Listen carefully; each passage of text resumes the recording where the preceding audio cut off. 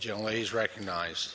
Mr. Speaker, I rise in support of H.R. 2792, the Control on Unlawful Fugitive Felons Act of 2017. In 1996, Congress and President Clinton worked together to reform welfare and reignite the American dream for families in need. Aligned with this goal was a provision prohibiting a range of welfare benefits, including supplemental security income, to fugitive felons and violators of probation and parole, because safety net programs need to be protected from abuse so they can remain in place for those individuals who need them. Individuals who evade justice violate the social contract that grants them this safety net. Simply put, it is incoherent and self-defeating that a nation of laws would pay a wanted person and prolong their flight from justice. Unfortunately, due to a number of factors involving the courts, these provisions have been watered down in recent years and rendered ineffectual. Through the CUF Act, Congress can stand up once again on behalf of our communities and affirm what every participant in our society should understand. If you have an outstanding warrant for your arrest, you have an obligation to face justice or clear your name. This legislation not only stops benefits from going to those who are not following the law, but it also helps law enforcement apprehend those suspects. In 2007 report by SSA's Inspector General found that this policy aided law enforcement in apprehending almost 60,000 individuals who are evading arrest for outstanding warrants. In fact, law enforcement thinks this policy is so effective that the Fraternal Order of Police, the National Sheriff's Association, and the South Dakota Sheriff's Association have expressed support for the CUF Act. Unfortunately, despite the fact that this common-sense bill is endorsed by law enforcement and has a proven track record of success, I anticipate that my colleagues across the aisle may try to convince you otherwise. I've heard many of their arguments when the Ways and Means the bill and when the Rules Committee also considered the bill. So let's take each of those concerns in turn.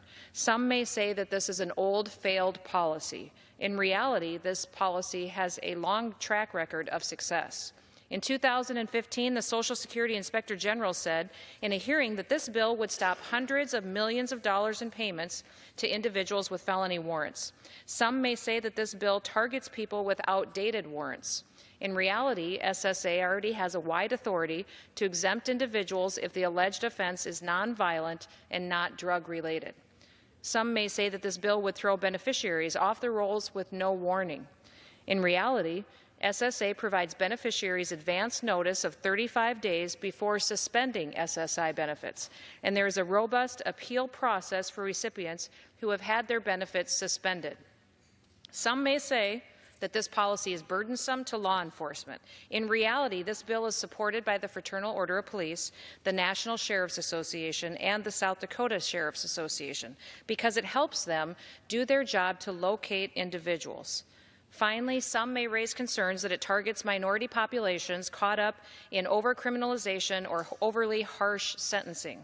To those concerns, I say that these issues are absolutely important, and I look forward to us having those conversations about criminal justice reforms here in Congress.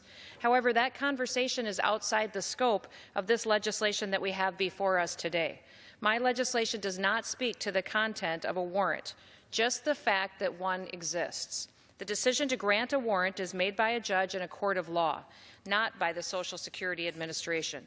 And it should not be the duty of the American taxpayer to subsidize individuals who are wanted by the police.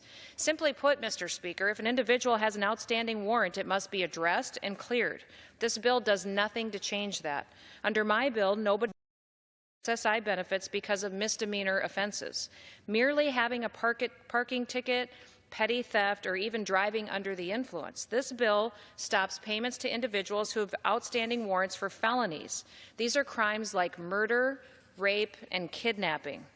It also stops payments to individuals with probation and parole violations, limiting their ability to evade arrest.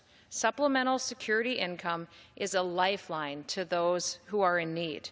We must ensure we're not further facilitating criminal activity in communities that are all too often already struggling. Mr. Speaker, I'm grateful for the time that we're spending to consider this important legislation, and I appreciate the opportunity to stand in support of my bill today. With that, I'll reserve the balance of my time. Gentlelady reserves. Gentleman from Illinois is recognized.